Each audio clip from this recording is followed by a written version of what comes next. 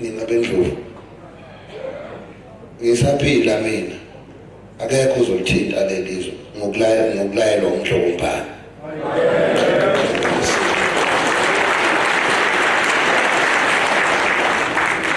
Ukuniqinisekisa kulokho nabesilo ngaba nenhlahla yokuba ngeyodwa noma ngenye yamadodana ekutheni ngisebenze eduze nomdlobombane kuzo lezi indaba zokuvikela umhlaba kaZulu. Ngakho-ke kimina uNkulunkulu emhle kuyinto elula, akusiyinto entsha.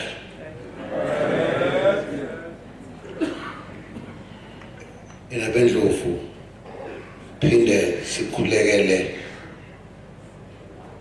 indlunkulu